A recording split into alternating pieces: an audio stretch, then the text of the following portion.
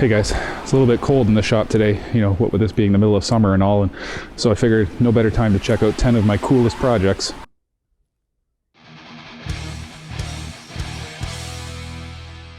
Number 10. Let's get started with one of my more recent projects, which is my pneumatic can crusher. As you see, it's comprised of basically a pneumatic cylinder, a push button, and a little bit of piping. This piping kit came from Princess Auto, the same as the cylinder. It's a really cheap little kit. I think it was like $30, and you got like 50 feet worth of hose. Really nice kit. See, I have my airline hooked up from my compressor over here, and this thing's still working great. I love it. It makes really small crushed cans, which the beer store here in Ontario accepts these for a full refund. So that's why I made this. A lot of people question me on why I want to crush the cans, because then it's no good. You can't return them, yada, yada. Well, they don't care in Ontario at the beer store. They just take whatever, give you your money back. Perfect for me. Keeps everything nice and compact, no more wasted space. So let's go ahead, give this can a crush.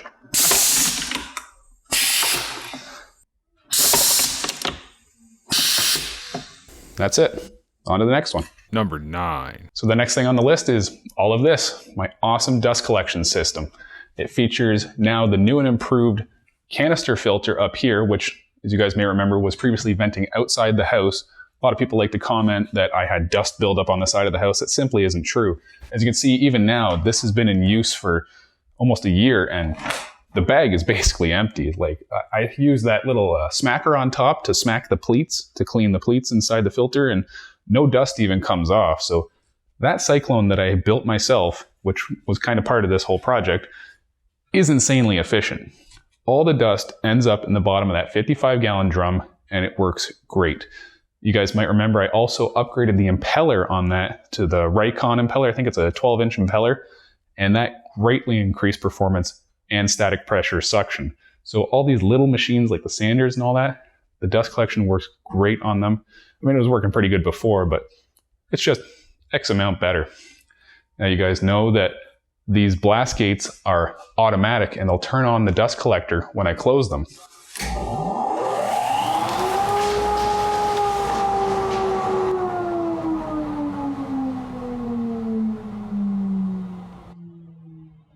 And turn off when I close them.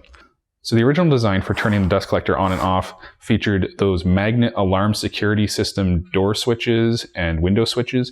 Those quickly welded themselves shut because they couldn't handle the current required to close the contactor and turn the dust collector on. So over time, these all got replaced with these nice beefy limit switches, and I really haven't had a problem since. And on that note, another thing that got changed was the 12-volt DC power supply, which was running this 24-volt AC contactor. The 12-volt DC does work, but it was having issues with sticking or not triggering right away. So I kind of got fed up with that and installed a 120 to 24-volt AC doorbell transformer up there. And now everything works perfect. So on to the next one. Number 8. Next up is the table saw lathe. I bet you guys didn't know that it hung on the wall when not in use behind my miter saw. Now you know. Anyways, this thing is wicked awesome. It scares the crap out of me every time I use it, but it's great. If you want to make something round, nothing is better and faster. This thing can turn out multiple pieces over and over the exact same in one pass. Plus, you can do the sanding right on the table saw lathe itself. Now, two things that changed with this over the years is at the bottom here, this fence used to be right down here. And that didn't really leave any space for you to rest the drill. You kind of had to hold it the whole time. So I've added this little rest down here for the drill to sit on. You can see some of the marks there. And that's the first real upgrade. The second one I did at the same time, which is adding this huge slot right down it. Now, that was for dust collection. Upon doing that and turning on my dust collector system, this thing is awesome. I mean, crap still goes everywhere, but it gets probably 95% of the dust into the dust collector, which is always a bonus. So yeah, that's the table saw lathe. I don't think I'd really change anything about it. It seems to be working pretty good for everything I need it to do. On to the next one. Number 7. So up next we have my homemade strip sander. I took my old Delta 1x30 strip sander and converted it into this 1x42 strip sander, which greatly increases the throat capacity and the usability of this machine.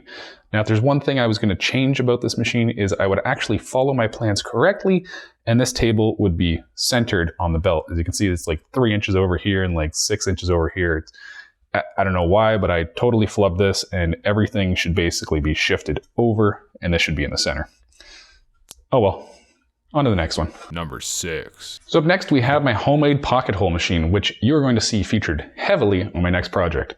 Now, this sucker has seen a few upgrades.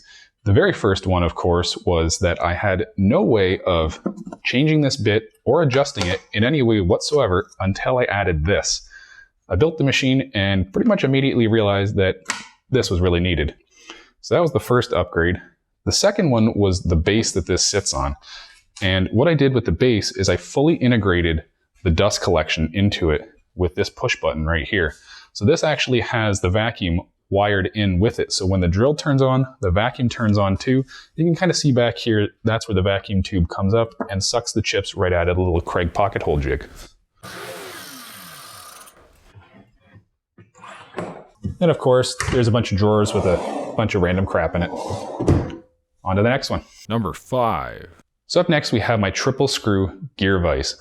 I love this vise. This thing looks sweet, is gigantic, and will handle anything I can throw at it. I even had an entire tabletop clamped up in here, no issue, while I did edge banding to it. This thing is great. I wouldn't change anything about it, except if I had a little money and was a little less cheap, I would switch out those threaded rods that run this at 8 threads per inch, so you got to spin this 8 times to make this come open 1 inch, for an Acme thread or something with a little coarser thread. That way it's a little quicker, but I'm cheap, so here we are. This thing still rocks. On to the next one. Number 4. So next up we have my linear actuator vise.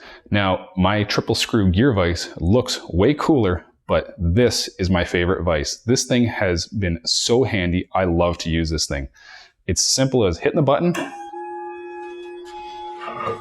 dropping your piece of wood in, clamping it in place, and it's going nowhere.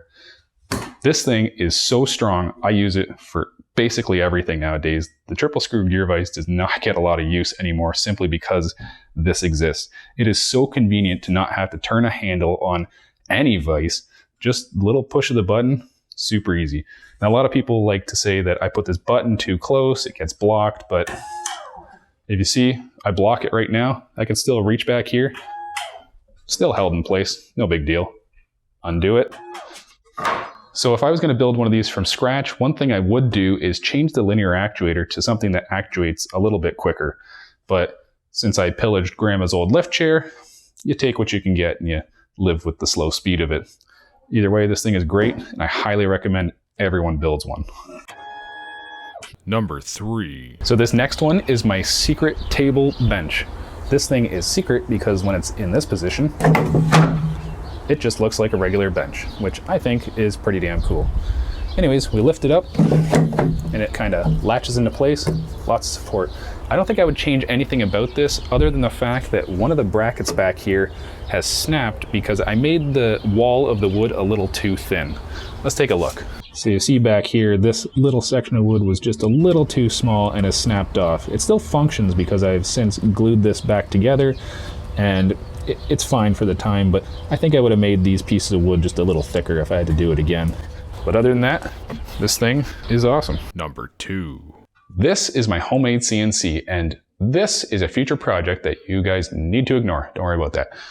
So a few things that I've done over the years have been adding the belt tensioners down here to, there's one on this side, one on that side for the Y-axis, one up there for the X-axis. Now, these belt tensioners help greatly in dialing in the tension of these belts, as you really don't want these things sloppy or you're going to start missing steps and things are kind of be out of whack. The next thing was I upgraded the Z-axis rails from those flimsy, I think they were 6 mil or 10 mil or whatever, loose rods. They were just anchored at the end, so there's a lot of room for deflection in the middle. Those rails are completely supported underneath, so there's no room for deflection. I highly recommend, if you're going to build this, just put those rails in from the start. They're not that expensive. The next thing was I added the laser to the Z-axis. This utilizes a selector switch inside the control cabinet to just toggle between the router or the laser. It doesn't get used all the time, but it is very handy when you need it. Now, if there was one thing that I would change about this, and again, it's going to be that money is no object kind of thing, is upgrading the DIN rail to linear guides. Now, those would be crazy expensive, so that's why money is an object, and I haven't done it, and that's why the design is what it is. That being said, this machine is still accurate enough for everything I want to do with it, so this is the cheapo way, and that's the way it's going to stay. Number 1. Okay, here we are at the end, guys. This is Finkel's Lava Dredger. It's from World of Warcraft. I know you guys don't play World of Warcraft, and I don't play World of Warcraft anymore either, so we're on the same page. But this is by far the coolest thing that I've ever made. This thing is 25 pounds of maple and oak watermelon crushing goodness.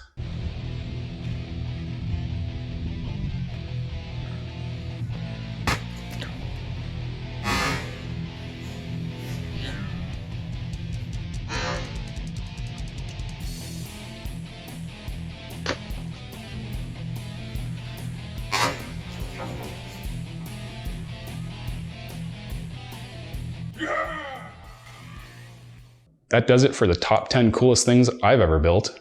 If you guys built something really cool and you want to show it to everyone, remember I do have a viewer submissions tab on my website, diybuilds.ca. You can go ahead and email me those photos and I'll post them up as soon as I get them. We can all take a look together and see what other kind of cool, crazy crap you guys are building. See you on the next one.